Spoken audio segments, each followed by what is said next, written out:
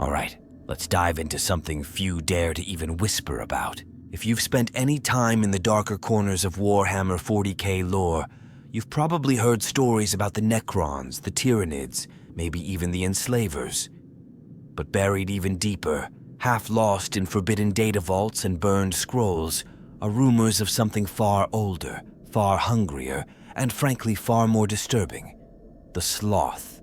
They're not just another Xenos menace, they're a full-on existential nightmare. And not in the usual, they want to conquer the galaxy kind of way. No, these things see the galaxy as meat, as raw material, as building blocks for something grotesquely beautiful and utterly alien. I remember the first time I stumbled across a mention of them. It was a footnote in an old Inquisition dossier, talking about biomass reclamation patterns that made even seasoned Death Watch veterans go pale. That's when I realized this wasn't just ancient history. The Slaugth weren't a dead race, they were a forgotten whisper, still echoing through hidden tombs and ruined worlds, just outside the edge of human understanding. But what happened to them? Were they hunted into extinction? Did they simply fade into the dark between stars? Or, and this is the possibility that keeps me up at night, are they still out there, watching, waiting, their grotesque machines dormant only for now? That's what we're going to unpack in this video. Piece by piece, through what little lore we have, through scraps of Inquisition records, battlefield accounts, and the wild theories of fans like me, we'll chase the last echoes of the Slaugth and try to figure out what really became of the galaxy's ancient flesh architects. The Slaugth are the kind of race that makes you question what life even means in the galaxy. Most Xenos species, for all their weirdness, still follow some kind of recognizable logic. You can sort of wrap your head around their biology, their goals, their structure. The Slaugth? They throw all of that out the airlock. Descriptions of them are scattered, fragmented, and often contradictory. But the core image that keeps surfacing is chilling. Worm-like, grotesquely bloated entities encased in translucent, segmented bodies filled with a thick, foul-smelling fluid. Their flesh seems to shimmer unnaturally, pulsing with movements that don't line up with their exterior, like something is constantly crawling just beneath the skin. It's not just the way they look that unsettles you, it's the feeling that they don't belong to any natural ecosystem. They're parasitic in the purest sense, not just feeding on life, but colonizing it, infiltrating and repurposing it from the inside out. There's a sort of cold perfection to how alien they are. They don't have eyes, not in any way we'd recognize, and yet they see. Not through vision, but through some form of bioelectrical sense, or even psychic sensitivity. Nobody knows for sure. What's terrifying is that when they look at you, they don't see a person. They see potential, a vessel, a resource, just more meat to be harvested and reshaped. Their bodies are both revolting and efficient.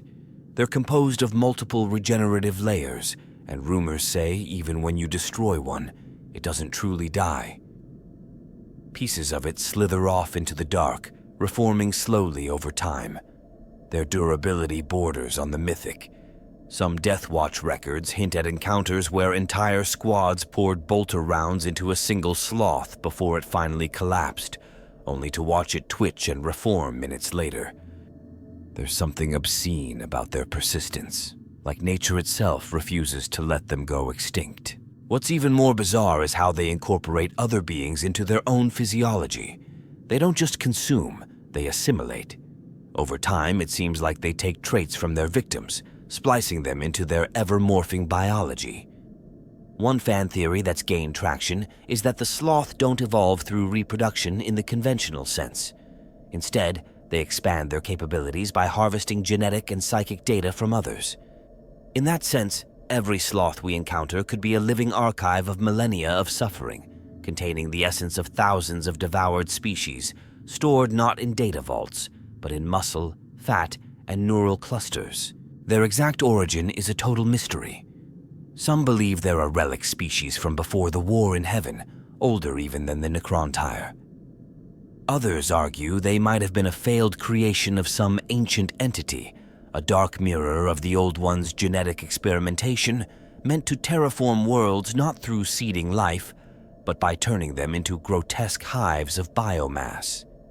There's even one theory floating around that they didn't originate in our galaxy at all, but slipped in from another reality through warp rifts long since sealed. That idea might sound far-fetched, but when you see how they operate, how they move with eerie purpose but no real connection to the galaxy's known events or politics, it starts to feel unsettlingly plausible. Even their communication is a nightmare. They don't speak in any known language. Reports from inquisitorial interrogations, if you can call them that, describe a kind of resonance, a psychic humming that penetrates the skull and induces nausea.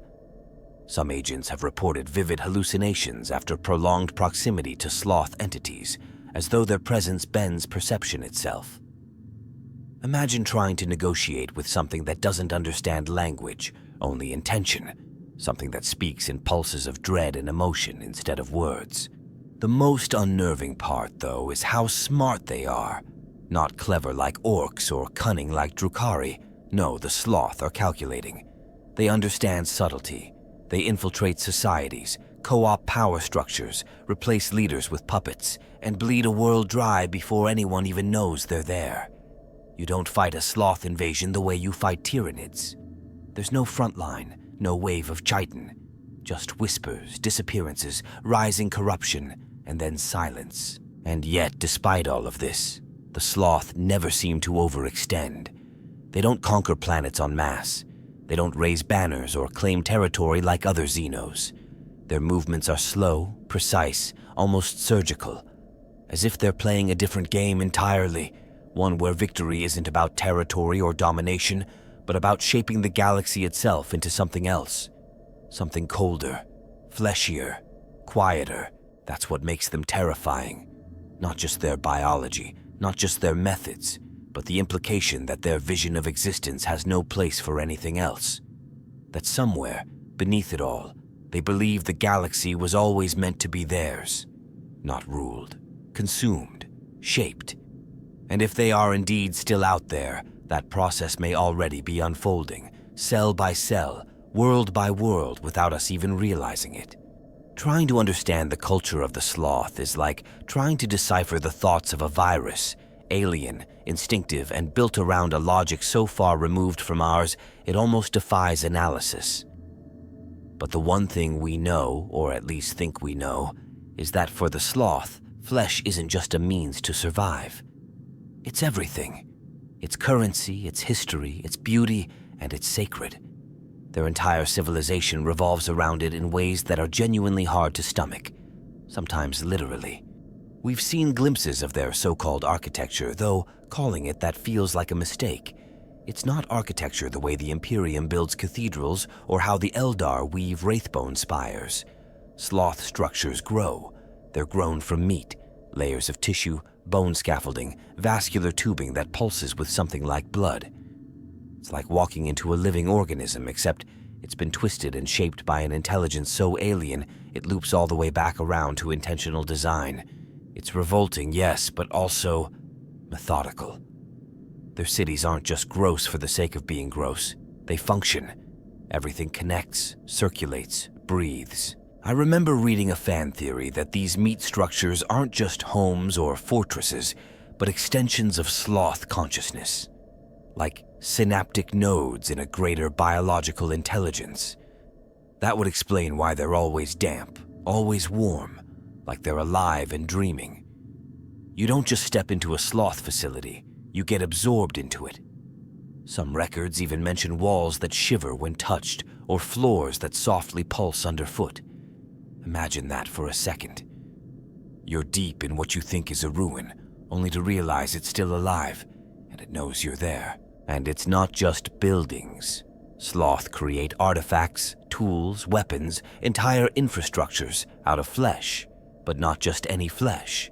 Cultivated flesh. Engineered tissue grown from harvested biomass, often taken from multiple species and spliced into something wholly new.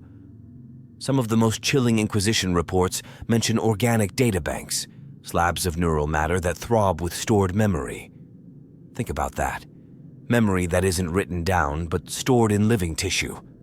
Thought, emotion, pain, all etched directly into synapses that never die. It's grotesque, but efficient. It bypasses technology as we understand it and loops straight into biosorcery. This obsession with flesh, this reverence even, isn't just practical. It's spiritual, or at least the closest thing the Slaugth have to religion. They don't worship gods, but they seem to have a belief system centered on the transformation of organic matter. For them, rot isn't decay, it's rebirth. Decay is sacred. The breaking down of life into its component parts is, in their view, a path toward higher forms. They don't build tombs. They grow mausoleums that become the dead. Their dead don't disappear. They're digested into new forms, sometimes architecture, sometimes weaponry, sometimes even into newer Slaugth bodies. There's a theory, controversial even among fan circles, that each Slaugth carries a fragment of its predecessors. Not as memory chips or genetic data, but physically. Layers upon layers of consumed flesh, folded inward like grotesque nesting dolls.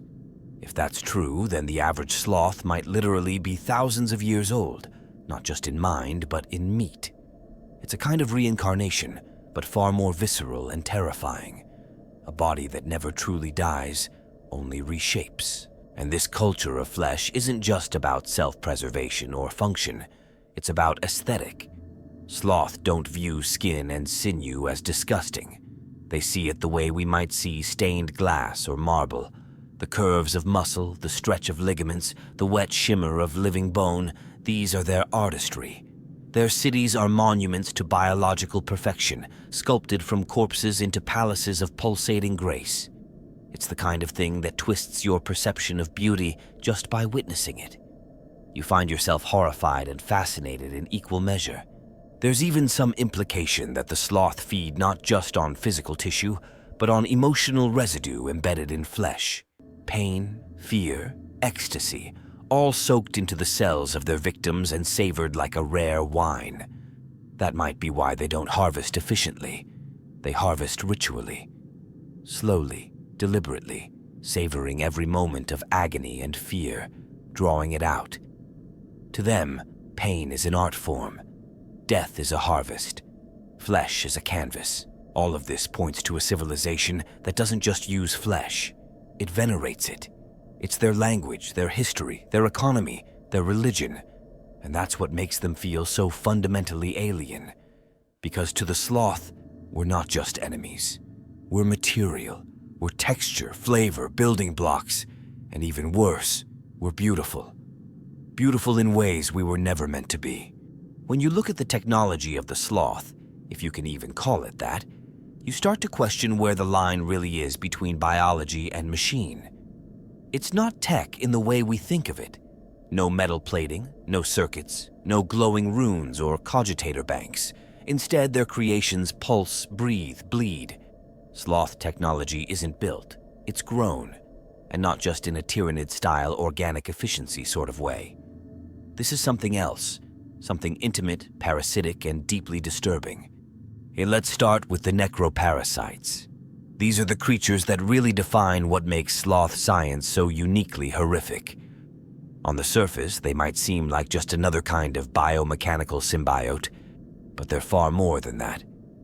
These things infiltrate a host, not just physically, but on a cellular, neurological, and in some cases even psychic level.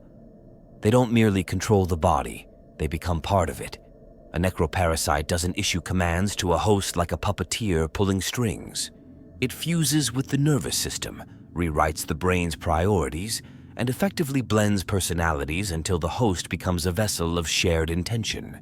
It's terrifying because there's still enough of the original mind left to scream in the background. Inquisitorial logs describe infected agents who still retain some flickering sense of self, just enough to know they weren't in control anymore. That lingering consciousness, buried beneath layers of parasitic programming, is a signature of Slaugth design. They don't just destroy individuality, they archive it, embed it, digest it slowly. What's particularly cruel is that these necroparasites aren't just military weapons. They're used in civilian infrastructure. Slaugth society, if you can call it that, relies on parasitic interfaces to power transport systems, manage biomass banks, even facilitate communication between hives. It's a whole civilization built not on cooperation or mechanical networks, but on biological domination. Everything is interconnected through flesh and fungus-like tendrils that pass data the way nerves pass pain. Then there's their weaponry. Forget laser guns and bolters. Slaugth weapons are grotesque hybrids of sinew and function, often resembling mutated organisms more than tools.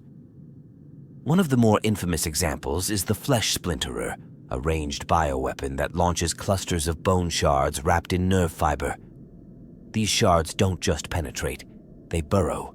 They grow inside the body, feeding on the host's own tissue and reproducing in minutes.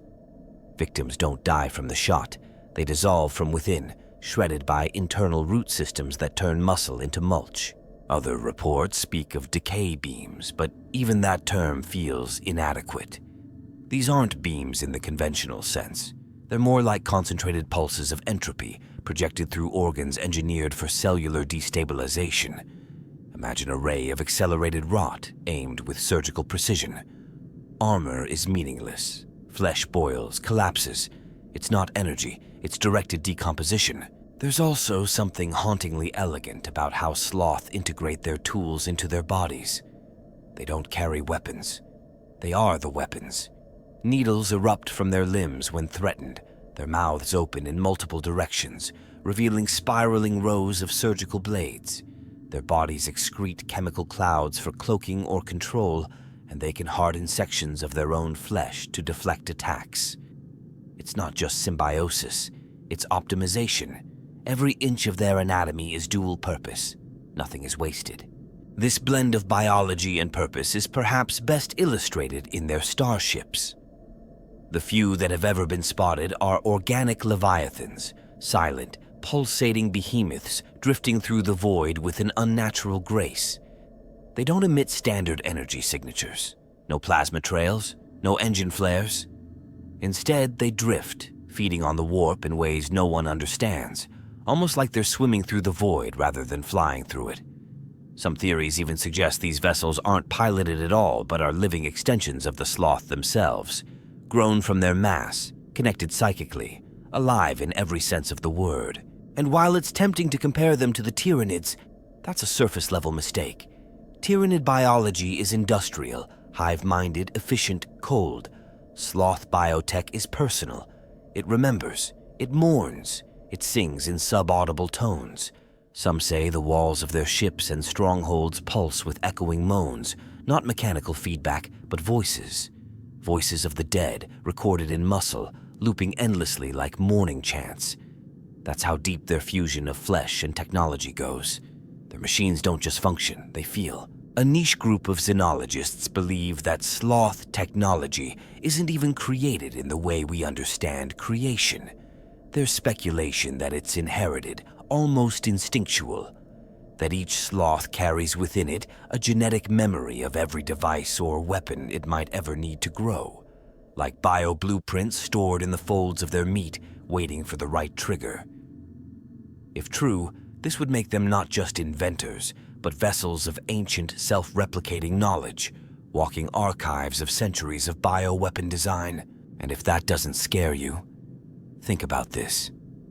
Everything I've just described, the parasites, the decay rays, the memory organs, they're not even the apex of their capability. They're just what we've seen. Just what's been scraped together from battlefield wreckage, corrupted databanks, and whispered Inquisition logs. The real horror is what they haven't used yet, what they're saving. Or worse, what they've already seeded across the galaxy, lying dormant, waiting for the right moment to bloom. If there's one thing that really haunts me about the Slaugth, it's how their presence in the galaxy has always felt like background radiation.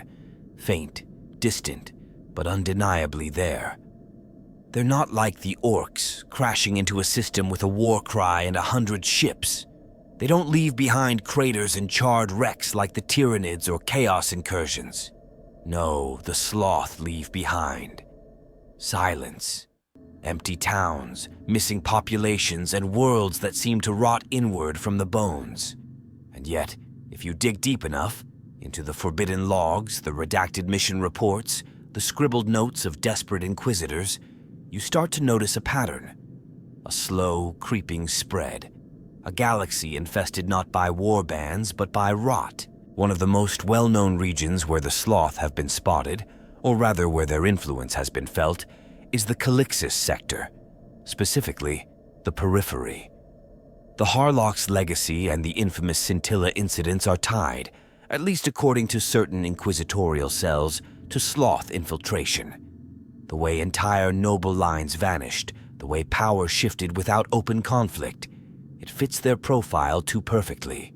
No open warfare, just disappearance, replacement, control. There's this one story that always sends chills down my spine, about a planetary governor who ruled for over 3 centuries without aging a day. Turned out, his entire administration had been a necroparasite cluster masquerading as a functioning government. By the time the Inquisition stepped in, the population had dropped by 80%, and the biomass records didn't match the graves. Then there's the Halo stars. That's where the Slaugth seem to feel most at home, far out beyond the stable boundaries of the Imperium, where few patrols ever go and even fewer come back. The Halo stars are a graveyard of lost colonies and failed expeditions, but when you examine the scattered data, patterns emerge. Distress signals that degrade into static. Reports of shifting shadows, organic structures where there should be none. A particularly disturbing account mentions a rogue trader fleet discovering a derelict agri-world with no signs of struggle, just an entire ecosystem slowly mutating. Trees with human faces, cattle with too many eyes, and soil that bled when stepped on. They fled, of course, but the ship's astropath later died screaming about the architects returning to claim their Temple of Marrow. That phrase stuck with me for weeks. Another suspected hotbed of Slaugth activity is in the Ghoul stars. Now, everyone knows the Ghoul stars are basically a cosmic dumpster fire, a cursed region that even the Adeptus Mechanicus refuses to chart. But if you look at the strange biological signals detected on the edges of that region, they match what little we've recorded from confirmed Slaugth outposts. The real kicker is that several derelict black ships have been found drifting in that void, their psychers consumed, not by demons, but by something else, something that had rewritten their neural tissue and used them as organic beacons. Whatever the Slaugth are doing out there, they're not just surviving, they're experimenting. Closer to the heart of the Imperium, the evidence becomes more fragmented, but no less disturbing. Scattered hive worlds with unexplained plagues that don't match any known pathogen. Cities that collapse into sinkholes revealing massive networks of organic tunnels. Entire underhive populations vanishing overnight with no sign of struggle, no blood, no bodies. Just the scent of rot and the occasional half-digested neural cluster left behind like a calling card. One particularly infamous case involved a Magos biologist who was dissected while still alive, his organs rearranged into what some believe was a form of written language, if you can call pulsing intestines scrawled across a wall language. But the most chilling thing is that their movements never follow a clear map. They don't expand like a military force. They pop up where biomass is plentiful, where decay is unchecked, where desperation opens the door for corruption. And then, they vanish. There's almost a migratory rhythm to it, like carrion birds circling over wounded prey. Some fans believe they follow cycles, long periods of dormancy followed by sudden bursts of activity. Others think they're testing us, probing for weaknesses, infecting a planet or two just to observe how we react. And here's the twist that keeps me obsessing over this. The Slaugth might not even need to physically be present to act. Their parasites, their constructs, even their altered biomass may function autonomously for centuries. We might be living alongside their sleeper agents and not even know it. Their influence could be seeded into the DNA of hive gangs, the hierarchy of noble houses, the rusted infrastructure of decaying manufactorums. It's not just a matter of where they've been spotted. It's a question of where they still are. Because you see, it's not about invasion with them. It's about infection. It's about waiting for the right temperature, the right level of despair and neglect, for the rot to blossom on its own. The Slaugth don't crash down on a planet like a hammer. They seep into its roots, into its people, into its systems. And when the time comes, they don't announce their return.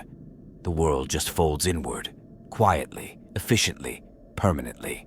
The Imperium doesn't discover things. It survives them. That's what you have to understand when talking about the first encounters with the Slaugth. There wasn't some grand exploration or noble scientific endeavor that led to their classification. No expedition charting the stars stumbled onto an alien empire and returned with open comms. Instead, there were screams. There were missing planets. There were whisper networks in the Ordo Xenos talking about entire inquisitorial kill teams that never came back, or worse, did come back, different. Most scholars agree that the first official documentation of Slaugth presence came from the Calixis sector, buried deep in the logs of the Ordo Xenos under a pile of suppression sigils and redacted data. But that's just where it was written down. Fan circles and rogue archivists believe the Imperium may have encountered them centuries earlier, possibly even as far back as the Great Crusade, but mistook them for warp anomalies or plague outbreaks. And honestly, I don't blame them. When a planet starts melting from the inside and its population turns into writhing nests of bone and tendons, your first instinct isn't Xenos diplomacy. One of the earliest and most bone-chilling cases is the tragedy of Penumbra 13. It was a fringe mining colony in the Drusus Marches, low priority, low profile, but perfectly situated near several warp routes. According to recovered Vox transcripts, everything was fine until the laborers started complaining about headaches and wet dreams involving a pulsing light underground. A week later, communications ceased. When a Mechanicus surveyor team arrived, they found the entire colony repurposed, bodies grown into walls, veins used as coolant lines, skulls fused into control nodes. The report was never officially published, but one tech priest survivor wrote a personal log, which somehow leaked into the datasphere. He ended it with a phrase that still gives me chills. They didn't kill us. They claimed us, like gardeners harvesting roots. The Inquisition took notice then, not in a public way, but in that cold, terrifying manner they do when something threatens their monopoly on knowledge. Suddenly, there were containment orders, black ships rerouted, small outposts quarantined due to atmospheric instability. Behind the scenes, the Ordo Xenos scrambled to put a name to the nightmare. That's when the term Slaugth started appearing in fragmented reports, always in lowercase, always surrounded by disclaimers like subject classification tentative or entity status unverifiable. And then there was the case of Inquisitor Falx of the Tyrantine Cabal. He's one of the few names even official sources begrudgingly acknowledge when talking about Slaugth contact. Falx led a series of cleansing operations in the Hazaroth Abyss, a zone notorious for its psychic disturbances and unexplained disappearances. His team encountered what he described as a structure of flesh masquerading as a void station. According to the recovered logs, the station was still alive, and every crew member had been reduced to functional tissue. No death, just repurposing. Falx barely escaped with his life and spent the next decade hunting Slaugth influence through covert operations. His methods became increasingly brutal, his eyes blackened, and he was eventually executed by his own peers for unauthorized exterminatus orders on unconfirmed targets. But even in death, his data logs were preserved, cataloged under Forbidden Clearance Sigma-7. Other regions began lighting up too. The Adrantis Nebula, the Scourge Reach, the southern rim of the Segmentum Obscurus.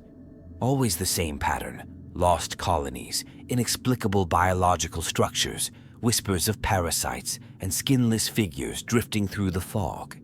It was never enough to justify large-scale mobilization, but always enough to terrify the agents who found themselves face to face with something that shouldn't exist. Some Astartes chapters even have quiet traditions, rituals performed after missions into certain sectors, as if they're warding off contamination not just of body, but of soul. And they never talk about it. Ever. What's messed up is how hard it is to prove any of this. The Adeptus Administratum actively buries evidence under bureaucracy. The Inquisition fragments its own records so no single agent can see the full picture. And the few Xenos scholars brave, or stupid, enough to research the Slaugth end up dead, missing, or worse. Changed. That's a recurring theme in fan circles. People who get too close start acting differently. Their speech patterns shift. They withdraw, as if the Slaugth don't just infect planets, but knowledge itself.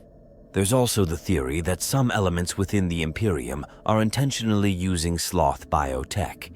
It's a conspiracy, sure, but it explains certain strange occurrences, like why some inquisitorial black sites have been spotted pulsing, or why some Magos biologist research stations are permanently sealed with no explanation given. Maybe they think they can control it. Maybe they believe they're using the Slaugth as weapons against Chaos or Xenos.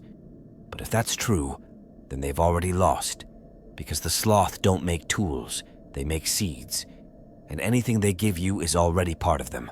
So when you ask, how did the Imperium find out about the Slaugth? The honest answer is, they didn't. They were found, examined, tested, and slowly, quietly, they're still being studied. Only the ones doing the studying aren't human. They're ancient, patient, and they've already written us into the blueprint of their flesh-crafted designs. We're just too proud to see it. The most terrifying thing about the Slaugth isn't their flesh-crafted cities or their parasite-infested weapons. It's their silence, their subtlety. While most Xenos tear across the galaxy in waves of fire and blood, the Slaugth prefer something slower, deeper. They don't conquer in the traditional sense. They infect, they infiltrate. They become part of you before you even know you've been touched. That's what sets them apart from everything else in the galaxy. A Tyranid invasion is obvious. Screaming bio-horrors descending from the sky. Chaos, warp storms, demonic outbreaks, corruption that paints the walls red with madness. But the Slaugth?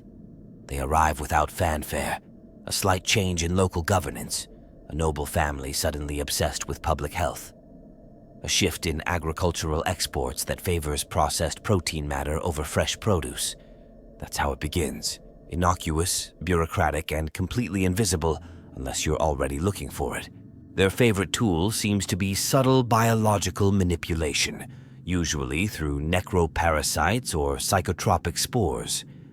Entire populations can be rebalanced without ever realizing it. No forced labor camps, no roundups, just a creeping sense of fatigue, a cultural drift toward meat worship, and a rising acceptance of the grotesque. You start seeing statues of skinless saints, public feasts with questionable meats, celebrations of decay as a symbol of unity and rebirth. By the time the Inquisition starts asking questions, it's already too late. One popular theory in fan circles is that the Slaugth use mimicry to undermine societies from the top down. They don't just influence leaders, they become them, not via shape-shifting or illusion like the Genostealers, but through complete replacement. Grown bodies, cloned minds, entire personalities replicated down to the smallest quirk, but fused with Slaugth neural tissue, layered with control protocols. These meat puppets speak with the same voice, kiss the same wives, sign the same decrees, but their goals are no longer human. And the brilliance lies in restraint. These replacements don't make sudden changes. They don't announce new regimes or institute horrific laws. Instead, they slowly reshape the fabric of society, bend it, tilt the axis of culture, make death palatable, then fashionable, make fear into ritual, make submission look like strength. Over generations, the population forgets how things used to be, forget what purity meant, forget how to rebel. There are even reports, scattered, half erased, of entire religions subtly rewritten by Slaugth influence, cults of renewal that praise rot as salvation, priesthoods that store flesh relics in sacred reliquaries, believing them to be gifts from the divine. You'd think this would be easy to spot in a galaxy ruled by the ecclesiarchy, but no. The Imperium is so vast, so fractured, that on some backwater world, a meat cult can thrive for centuries before a wandering missionarius Galaxia priest notices something is off.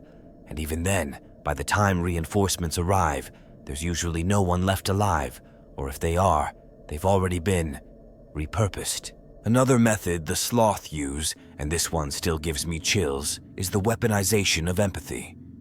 Think about it. Most human civilizations are built on a shared sense of identity, of community. But what if you could feel the pain of your neighbors?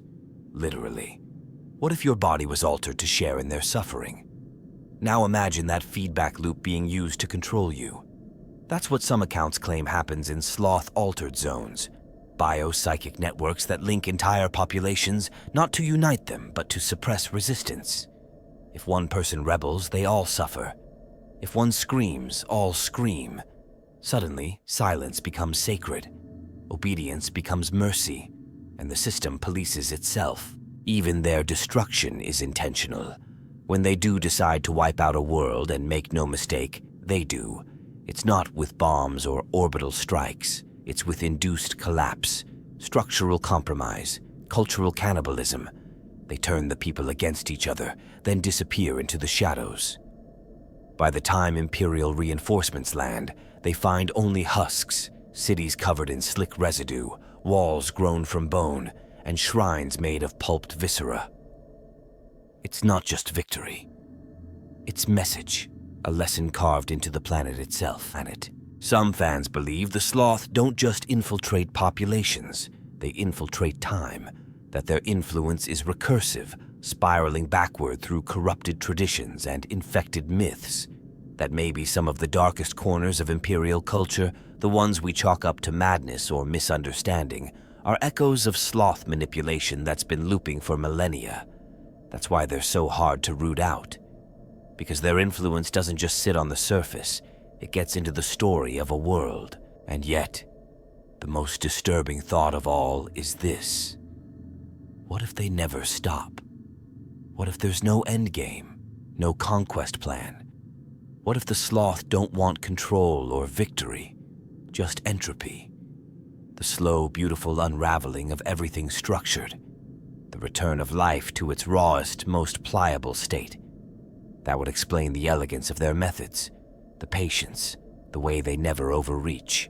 Because they don't have to, they just wait.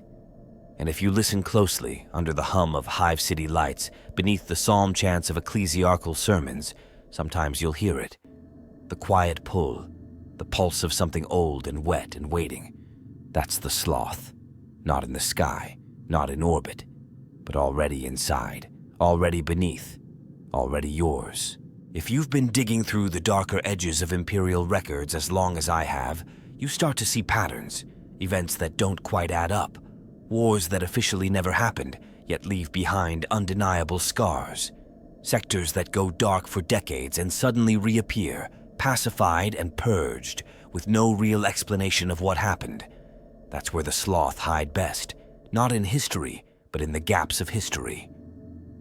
In those shadowy conflicts no one talks about, because no one's supposed to know they even existed. There's a name that comes up in these circles, the Quiet War. It's not officially listed in any Munitorum archive, and yet I've seen at least 5 different mentions of it across Ordo Xenos correspondence, all heavily redacted and filed under separate incidents. Each one talks about coordinated purges, not of enemies but of data. Planets where entire archives were burned to ash, libraries disintegrated, administratum vaults sealed forever. The official line? Data corruption due to solar flares. But the few survivors who managed to smuggle out fragments speak of something else. Decaying figures in fleshy robes, whispering in a tongue no Vox unit could decode, surrounded by ruins that bled. It wasn't a war of guns. It was a war of erasure, and it left no statues, no banners, just silence. Some fan circles believe the Slaugth were behind the fall of Praxilus Hive, a massive subterranean metropolis in the Adrantis sub. The city reportedly collapsed inward over the span of 72 hours. No warning, no seismic activity, no war. Just a chain reaction of biological compromise. 1 minute, they were broadcasting administratum tithes, and the next, Vox went dead. When Imperial Guard regiments arrived to investigate, they found a cavern where the hive used to be, covered in smooth, red, veined surfaces, like the inside of a throat. No bodies, just bones. Bones arranged in spirals, in patterns that made no logical sense, but caused immediate nausea when observed directly. That's the kind of mark the Slaugth leave behind when they don't want to stay hidden. Another suspected case is the so-called Saints' Fall Rebellion on the shrine world of Epsil Magnara. Officially, it was an internal schism, a rogue cardinal preaching heresy, stirring civil unrest. But the purge was way too fast, way too clean. And when you look at post-purge orbital scans, you notice something off. Large, heat-retaining sinkholes filled with organic structures that weren't native to the world. One inquisitorial report even mentions flesh engines found buried under basilicas, organic machinery fused into the catacombs, drawing biomass from the pilgrims above. No one ever talks about what those machines were doing. The planet was quietly declared spiritually stable and left alone. But no one's allowed near those lower levels anymore, ever. There's even rumors that the Slaugth might have clashed with other Xenos races, quietly, efficiently, and in ways the Imperium never even noticed. There's a bizarre pattern of Necron tomb worlds that suddenly go inert, their usual defense systems mysteriously failing without a shot fired. Some speculate that the Slaugth have found ways to infiltrate even the Necron's post-biological systems, digesting data instead of flesh, or perhaps even corrupting ancient biotransference nodes with their own parasitic code. That theory's a bit out there, but it's not without some eerie circumstantial evidence. Whole tomb complexes where Necron warriors were found melted down into pools of necrodermis, reformed into unknown shapes, useless as weapons but disturbingly aesthetic. Then you have the Shadow Wars of the Scourge Stars. Now this one's deep lore. Almost no one talks about it outside certain obscure threads. Supposedly, the Ordo Sepulturum conducted a full quarantine operation across 13 worlds over the course of a single standard decade. No official battles were recorded, but requisitions for flamers, viral countermeasures, and mass incinerators skyrocketed. One death cult involved in the purges claimed they were fighting ghosts made of hunger. When a rogue report from a penitent engine pilot described walls of breathing meat and weeping skies, it was dismissed as a product of brain damage. But we've heard that kind of language before, haven't we? The part that really gets me is how often these conflicts end with containment, not victory. The Imperium doesn't declare these places safe. It just seals them, declares them unsuitable for habitation, sends in exterminatus teams not because of a military threat, but because the fabric of reality itself seems compromised. You don't nuke a world because of a rebellion. You do it because something is growing down there, and you can't risk it reaching the stars. Some believe there are still ongoing Slaugth wars being waged in silence right now. That some of the weird gaps in warp traffic or sudden reassignments of multiple Inquisitors to survey duty are part of a wider campaign to push them back. But the truth? We'll probably never know. Because these aren't wars you win. They're infections you hope to contain. And as long as one spore survives, as long as one whisper lingers in the lower levels of a forgotten hive, the Slaugth haven't lost. They've just gone quiet. So when people say there's peace in this or that sector, I get nervous. Because peace, when it comes to the Slaugth, just means the rot is resting, not gone, just waiting. It's one of the biggest mysteries surrounding the Slaugth. Why aren't there more of them? With their horrifying adaptability, their mastery of bioweaponry, and their terrifying subtlety, they should have consumed far more of the galaxy by now. And yet, They haven't. Their name is whispered in the margins, their presence reduced to myths, redacted files, and half-remembered horrors. Compared to the overwhelming tides of tyrannids or the brutal onslaughts of chaos, the Slaugth seem almost absent, like an unfinished infection that never fully bloomed. Some say it's because they never had the numbers, that the Slaugth were never meant to be a galactic power in the traditional sense. They weren't a race of billions sweeping across stars. They were a select caste of flesh shapers acting through proxies, parasites, and long-term manipulation. A smaller footprint, sure, but that also meant a limited reach. One theory is that the Slaugth simply spread too far too thin. Trying to cultivate too many gardens across too many systems eventually caught up with them. Their tendrils stretched across the stars, but when a few of them were severed, when Inquisitors or Astartes managed to wipe out entire nodes, those losses hit harder than we realized. Others believe it was internal, that something broke within their collective or genetic memory. Maybe the very thing that made them powerful, this obsession with flesh, with growth and integration, eventually became a liability. There's speculation that their own creations turned against them, biomachines too complex to control, necroparasites that evolved past their programming. It's not unthinkable. When you play God with flesh long enough, something's bound to go rogue. Imagine a scenario where the Slaugth tried to evolve beyond themselves, crafting more efficient bioconstructs to maintain their empire, only to be consumed by their own children. Another idea I've seen thrown around in certain archivist circles is that they did face war, not from the Imperium, who still barely understands they exist, but from something older, the Necrons maybe, or even remnants of the Old One's creations. It's hard to prove, but the timing lines up oddly well.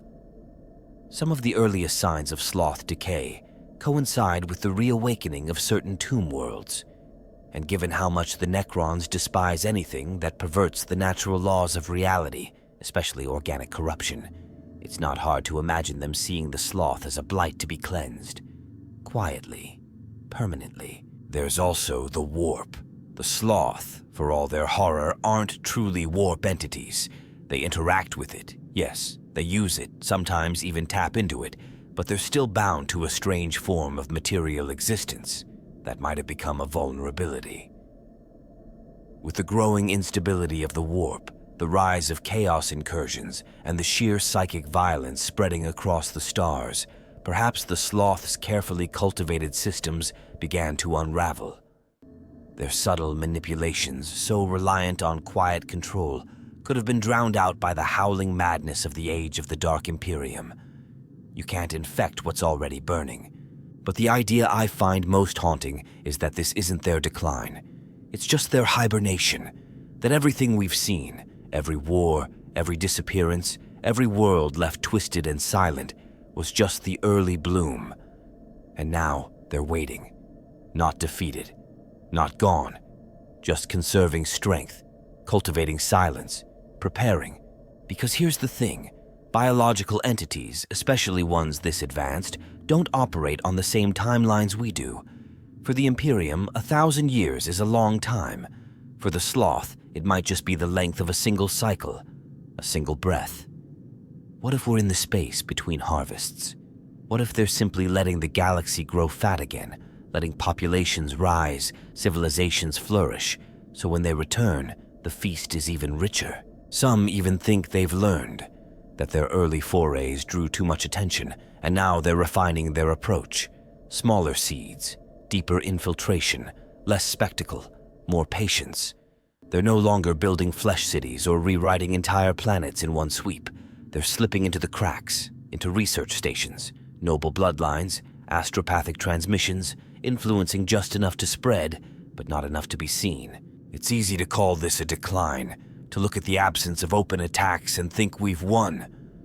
But honestly, that kind of thinking is exactly what they want, because if the Slaugth are anything, they're deliberate, calculated, surgical. They don't charge in, they decide when to move, and when they do, it's already too late. So maybe they did fall. Maybe some ancient war or internal collapse or the raw chaos of the modern galaxy did scatter them. But until I see a corpse, until I see one of their great mind hives burned and pulped and verified, I won't believe they're gone.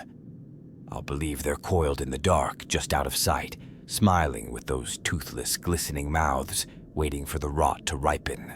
Ask around the deeper corners of the lore community, forums, hidden Discord channels, even some of the old Vox Crypt chains, and you'll find out pretty quickly that nobody actually believes the Slaugth are gone. Not really. Sure, they're not launching flesh fortresses through Segmentum Solar or hijacking Imperial broadcast to gurgle out propaganda, but to say they've vanished? That they've been defeated? That's just wishful thinking. If anything, the silence feels planned, like the calm before something profoundly unnatural.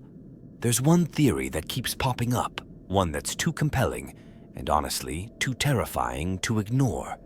It's called the cocoon hypothesis. The idea is simple. The Slaugth never vanished. They withdrew, deliberately, systematically. Think of it like a serpent digesting after a massive meal. They've pulled back into certain regions, deep space, ancient dead zones, places the Imperium avoids, and they're simply resting. Not idle, not dead, just preparing.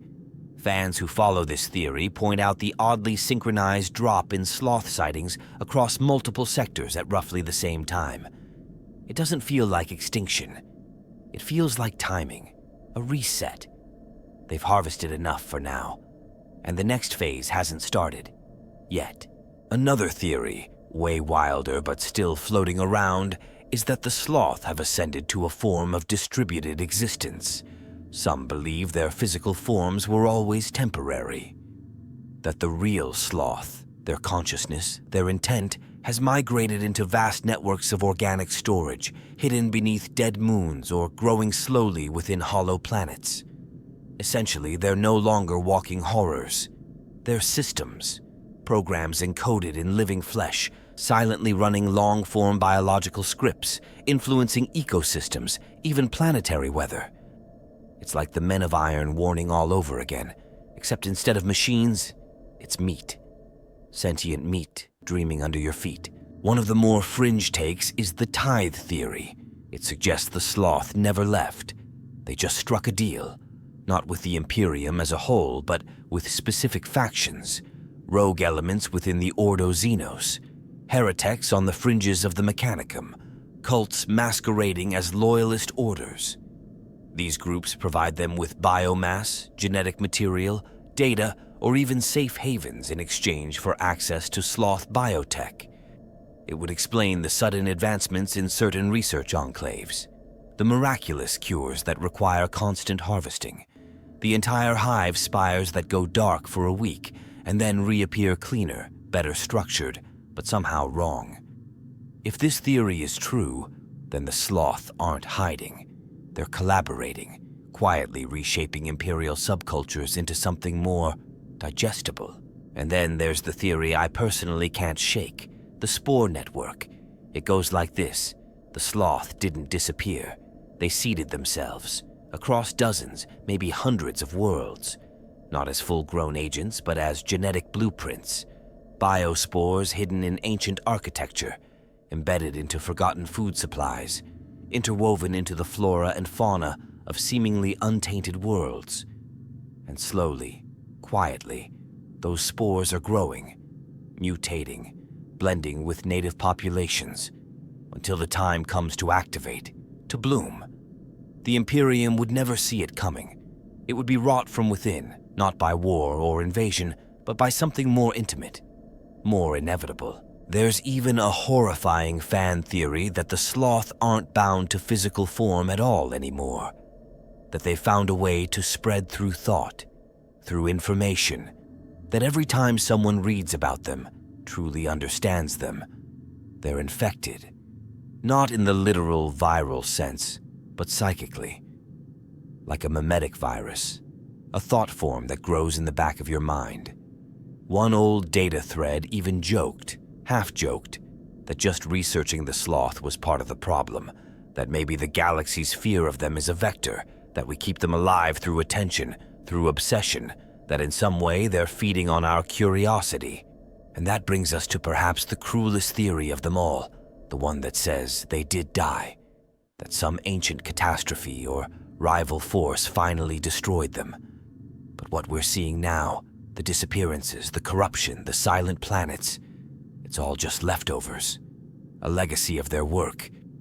Ecosystems warped beyond repair, technology still echoing with their intent, parasites still doing what they were designed to do long after their masters turned to dust. In this version, the galaxy is haunted not by the Slaugth themselves, but by the idea of them, like radioactive waste left over from a war nobody remembers.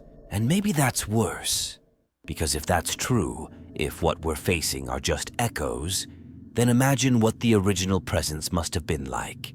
Imagine the scale, the complexity, the horror of a civilization so rooted in flesh and entropy that its ruins are still rewriting the galaxy thousands of years later. So where are the Slaugth now? Are they sleeping? Are they data? Are they spores? Are they watching us through our own dreams? Nobody knows. But I can tell you one thing for sure. They're not gone. Not really. Something like the Slaugth doesn't just disappear. They change shape. They adapt. And when they return, it won't be as conquerors or invaders. It'll be as gardeners, and will already be the soil. Even if the Slaugth truly have vanished, or gone dormant, or evolved into something else, there's no denying that their fingerprints are still smeared across the galaxy.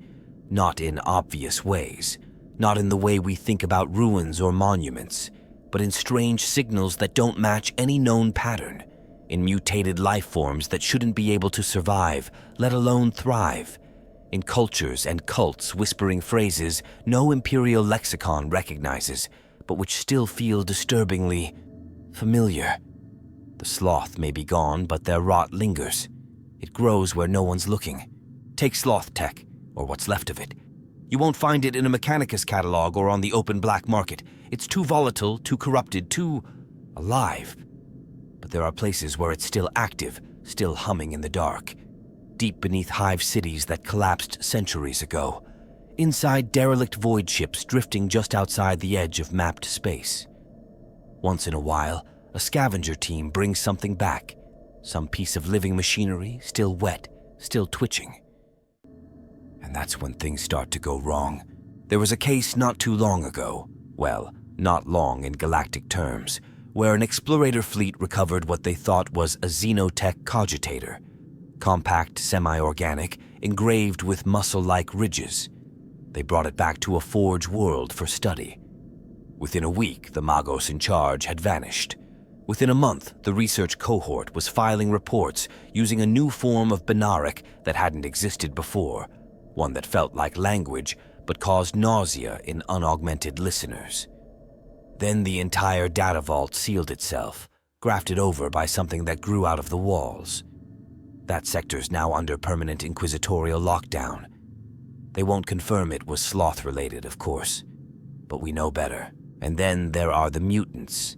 The galaxy's full of them, true, and most get lumped into the usual categories: warp-touched, chaos-born, industrial byproducts. But now and then, you see something different. Something wrong in a way that doesn't fit the standard templates. I remember reading about a mutant strain on Kolonov's Reach, vaguely human-shaped, but their bones were hollow and filled with webbing. Their skin sloughed off like a defensive mechanism, and when they screamed, it triggered seizures in nearby psychers. Nobody could trace the genetic route, no known contamination. But there was an old pre-imperial facility nearby, buried under the mountains. People used to say the rocks whispered when it rained. One of the local witch doctors called the mutants Echo Children. She claimed they were born from dreams soaked in meat. Sounds ridiculous, right? Until you line that up with recovered Slaugth records and realize that their technology wasn't just biological, it was hereditary, capable of leaving dormant instructions inside hosts for generations. What if these mutants weren't just accidents, but fail-safes? Seeds grown under the right stress, a genetic time bomb. And these aren't isolated cases. Across the Segmentum Pacificus, in forgotten stretches of the halo stars, even on the fringes of Ultramar, reports of strange hybrid life keep trickling in. Not Tyrannid, not chaos, something else. Even more unsettling are the cultural remnants. I'm not talking about chaos cults or straight-up heresy. I mean seemingly loyal imperial communities, fully tithed, compliant, productive, that display strange customs, rituals involving the carving of flesh sigils, communal dreams, or the preservation of ancestral tissue passed down through generations. There's this backwater mining moon, Eris Theta, where the population engages in a rite called the flensing. Every year they shed a layer of skin as a communal act of devotion. When questioned by visiting ecclesiarchy personnel, they referred to it as the offering of design. The term matches a phrase found once, in a decoded Slaugth transmission over a century ago. Are these people knowingly serving the Slaugth? Probably not. But that's what makes it scarier. These aren't active cults. They're descendants of infected traditions, passed down long after the source was forgotten, like cultural fossils of a virus. You can't just root it out with fire and prayer. It's in the songs, the architecture, the bedtime stories. Whole planetary cultures built around ideas no one remembers the origin of. And then there are the dreamers, the psychers. They've always been sensitive to warp echo and emotional residue, but every so often someone reports a vision too specific to be coincidence. A dream of great halls made of bone, or of towers weeping blood into oceans of nerves, of cities that pulse like organs and speak through the veins in their walls. And it's not just one or two. Patterns start to emerge, the same images, across sectors, among psychers with no shared background. The Inquisition brushes it off as latent warp echoes, but what if it's something more? What if they're remembering something? Or worse, receiving something? A few radical Ordo Xenos thinkers, those still alive, have started to suggest that the Slaugth influence has bled into the noosphere itself. Not as physical structures or organisms, but as conceptual frameworks. That some parts of the Imperium aren't just haunted, they're programmed. Slaugth methods and priorities encoded into the very logic of how certain regions think, govern, even pray. Not out of malice, but out of design. A slow rewriting of civilization into something more digestible. And that's the tragedy of it. You could burn every suspected cult, destroy every piece of biotech, and still not be safe. Because if the Slaugth have taught us anything, it's that real power doesn't scream. It whispers. It shapes your bones while you sleep. And by the time you notice it's there, it's already been part of you for generations. They might be gone, but their shadow's still breathing. So, where does that leave us? After diving through all these scattered fragments, whispers, and theories about the Slaugth, I keep circling back to the same feeling, a quiet, gnawing unease. Not fear, exactly. It's deeper than that. It's this constant itch that we've missed something, that the story we're telling ourselves about the galaxy is incomplete, and the parts we're missing are the most dangerous ones. The Slaugth aren't like Chaos, or the Tyrannids, or even the Necrons. They don't fit into our categories. They don't want dominion or worship or even destruction. They want process. They want design. They want the galaxy to bloom in their image. One vein, one memory, one neural strand at a time. That's what terrifies me most. Because if we assume they're gone, we're leaving ourselves open. And I don't just mean militarily, I mean spiritually, culturally. Their influence was never about armies or fleets. It was about reshaping how people think, how they see the universe. And maybe that's already happening. Maybe we've already absorbed pieces of them without knowing. In our tech, in our rituals, in the way we treat the dead, or the way certain sectors deal with plague, or in the prayers whispered over food in forgotten systems where the Emperor's name is spoken alongside something older, wetter, unnamed. And yet, despite everything, I find myself weirdly fascinated, obsessed even, because the Slaugth aren't just a warning, they're a mirror. They show us what happens when life is divorced from empathy, when flesh becomes utility, when memory is harvested instead of honored. It's a twisted reflection of our own imperium in a way. We burn worlds for compliance. They digest them for function. Is the difference really that big? Or are we just staring at two sides of the same blade? What keeps me up at night, though, is the thought that maybe, just maybe, they won. Not through conquest, but through infection of idea, through entropy of culture, that their presence doesn't need a name anymore because it's already embedded in too many cracks of the galaxy to be uprooted, that the rot isn't spreading, it's spread, and now it's simply waiting. But maybe I'm wrong. Maybe all of this is just old data, half-mad inquisitorial ramblings, and the fever dreams of rogue psychers. Maybe we're just chasing ghosts because it's easier than facing the truth that we don't know what's out there, that there are still predators in the dark who don't roar or scream, but whisper, who don't invade but become. So yeah, I don't think the Slaugth are gone. I think they've adapted, changed shape, dug in deeper. Maybe we're not supposed to see them coming. Maybe they already came and left. Or maybe they're just getting started. Either way, I'd love to hear what you think. Have you ever come across anything that felt Slaugth? Maybe a weird bit of lore, a backstory that didn't add up, or a world that seemed just a little too quiet? Drop your thoughts down in the comments. I'm genuinely curious what other people think about these flesh architects of the Forgotten Dark. And if you enjoyed this deep dive into the unseen horrors of the galaxy, make sure to like the video, subscribe, and hit that bell icon so you don't miss future explorations into the hidden corners of Warhammer 40K lore. There's always something in the shadows worth uncovering, something waiting to be remembered, or something that remembers you.